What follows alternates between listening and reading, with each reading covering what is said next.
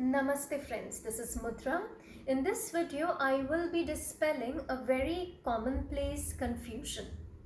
In fact, many of you who are in the know might perhaps dismiss it as something that is very trivial.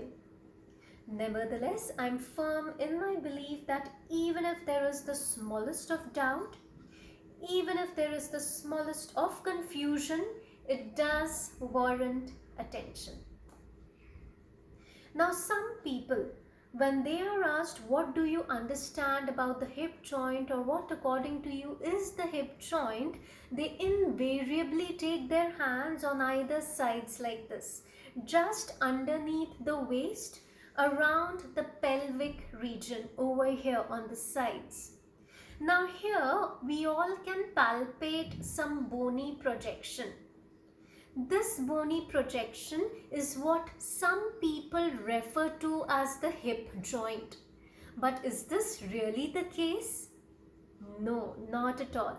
So what we all can palpate over here, the bony eminence or the bony projection, is something that is called as the greater trochanter of the femur. Your femur is the thigh bone.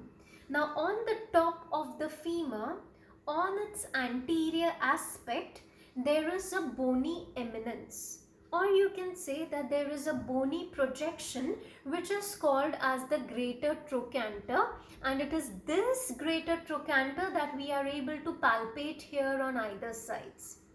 This greater trochanter is important because this is the point of attachment of many muscles.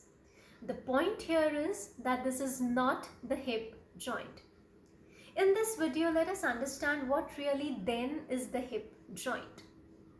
The hip joint is the coming together, or the hip joint is the articulation between two bones, that is your thigh bone, which is called as the femur, as well as the pelvis. Now coming to the femur, when you have a look at the top of the femur is rounded.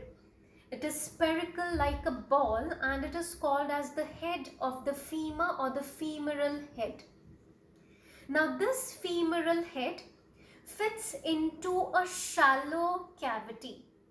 Now this shallow cavity is nothing but the hip socket of the pelvis. This hip socket is technically called as the acetabulum. So here we have the head of the femur which fits into the hip socket of the pelvis, which is called as the acetabulum, and here we have your hip joint. So I'll repeat it once again. The hip joint is located where the femoral head articulates into the acetabulum of the pelvis. So much for today. Thank you, my friends, for listening to me, and I wish you all very happy festivities. Namaste.